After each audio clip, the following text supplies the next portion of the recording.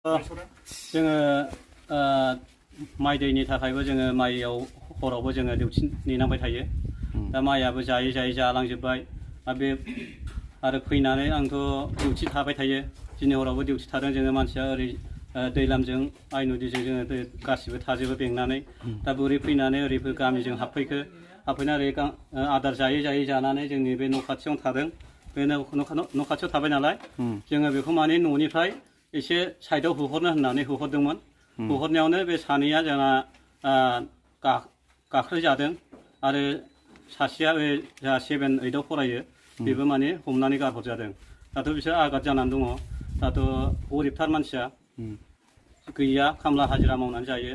बे नामा माबा होनो सहदेब बेथ' माने बे क्लास 8आव फरायनाया मिलन होनो बिफाया बेनि जानाया मा नाममोनलाय फुंजा होनो आरो दा बेथ' स्कुलाव थांनोथ' बे हामागुमै थांनो हानाय नंला आरो बियो।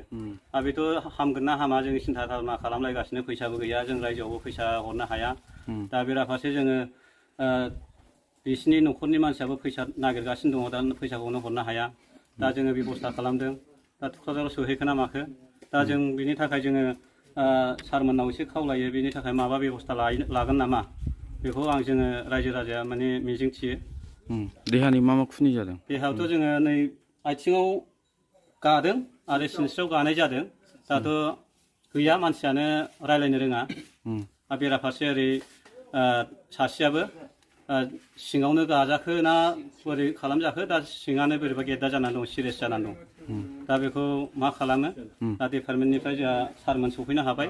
बे सारमोनाथ' दिनै बेखौ होहरनायनि बेब'स्था लायो लाया सारमोननि माबा बियो।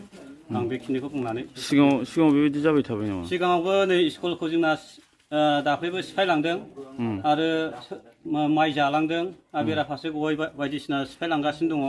आरो दाख्लैबो बै जोंहा आंनि न' खाथिनिनो नामा गजेन होनो बेनिखौबो फिसालाखौ माने आथिङाव हमनानै बरनबायमोन। भाग्य मोजां खारग'नो हादों, बिराद मोजांनि बाथ्रा।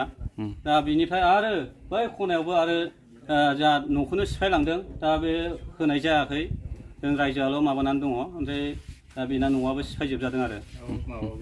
बेब'स्था लागोन सार, जे गामियाव मैदेर फैदों हाग्रानि। आच्छा, मैदेराथ' जेनेबा बे हाग्राबो खाथि एसे खुब बेसे बेनिफ्राय 10 किल'मिटारल' जागोन हाग्राया। आरो हाग्रायाव खुब दा जानायनि अभाब आरो बिसेसकै बिसोरो माने जाय आदारा गावसोरनि थाखाय प्रटिन बेफोरखौ नागिर जानो सेस्था खालामो। दा माइनि बोथोर हिसाबै बै दा खिलिहांनाय माइनि बे बिजौखौ जानो बिसोरो खुब मोजां मोनो, खुब सम्भब। जायनि थाखाय बिसोरो फ्राय गामि एरियायाव बिसोरो फैबाय थानो नागिरो आरो। दा जिनो हक फैबाय, जोंथ' आरो बे जुनाद बुस्थु आरो बिराद गिदिर, बियो जोबोद बोलोगोरा। जों बेखौ होनानै आरो होखारनानै जोङो हरखाब बेबायदि होहरनो हाया। बेखायनो जोंहा मोनसे प्रट'कल दं। डिपार्टमेन्टेलि जोङो मोनसे सिस्टेमनि गेजेरजों थांगोन। जों जिहेतु सानाव फैदों, सानाव जोङो बेंनानै दोनगोन सानसे, बेनिफ्राय मोनायाव जोङो बेखौ लासैनो हगार हरनायनि बेब'स्थाखौ खालामगोन। गोजौ लेभेलनिफ्रायबो बेनि इन्सट्राक्सन आरो जों सिस्टेमानो बेनोखा, जिहेतु जों बेखौनो बेब'स्था लागोन आरो। सार, गामि ओनसोलाव दासान्दि बिराद मैदेर फैगासिनो, बे चिराङावल' नङा, उदालगुरि बाक्सायावबो। बिनि थाखाय माबा मोनसे बेब'स्था दं नामा? बेनि थाखाय जोङो सिन्था खालामदों, जिहेतु मोनसे जोंनि जेसेबांनाखि गोदो फरेस्ट दंमोन, बियो फ्राय एसे जेरैबायदि बिबांनि जुनादनो फरेस्ट नांगौमोन, बे बिबाङाव फरेस्टआ दिनैहाय गैला आरो जाग्रा आदारनि खुब अभाब जाहैबाय। दा बेखायनो जोङो नैबे गोदान मोनसे जेनेरेसनाव गोदान मोनसे सिन्था धारनाजों दानि जों फरेस्टआ जाय आदारखौ जुनारफ्रा जायो, बैफोर आदारफोरखौ जोङो दा हाग्रायाव रिप्लेन्टेसन खालामनो थाखाय प्लान लागासिनो दं। ओरैनो मा माखौ आदार जायो? जेमन जोङो जेनेबा थाइगिर बिफां, खान्थाल बिफां, जाय आदारफोरखौ बियो खुब जानानै मोजां मोनो। बेनिफ्राय बै मोनसे आदुमब्रा बिफां, बिनि बिलाइखौबो जायो, फिथाइखौबो जायो। बेफोर गासैखौबो जोङो गायजोबनो थाखाय प्लान लादों आरो। बे गामियाव साबसे खहा जाखोनो, देहानि मा जाखो? दिनैहायथ' खहा जायासै इसोरनि अननायाव, 2 इनजुर जादों। बेनि थाखाय रिहाबिलिटेसननि थाखाय आं बेब'स्था खालामगासिनो दङ। नै फर्म फिलआप खालामबाय बे उइदिन माने 2-3 मासनि गेजेराव बिसोरो रिहेबिलिटेसननि थाखाय थोजासे नङाबाबो एसे बिबांनि बिसोरो ट्रिटमेन्टनि थाखाय हेफाजाब मोनगोन सरकारनिफ्राय दा मोनायाव फैबावनो हागौ बिनि थाखाय माबा मोनसे दा मोनायाव फैबावनो हागौ बिनि थाखाय जोङो दा मोनायाव